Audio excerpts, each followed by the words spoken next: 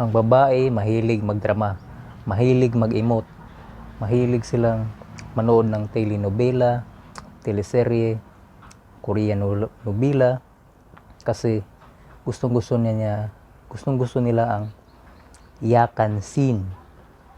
Gusto nilang may mapanood na umiiyak, may love story.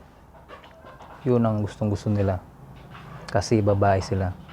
Emotional creature. Doon sila, yun ang babae. At ang babae mahilig mag-explain. Explain lahat ng ginagawa nila. Yung mga gusto nilang i-explain. Kasi ganoon ang babae. Mahilig magpaliwanag.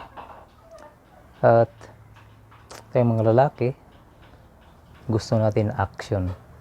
Action movie,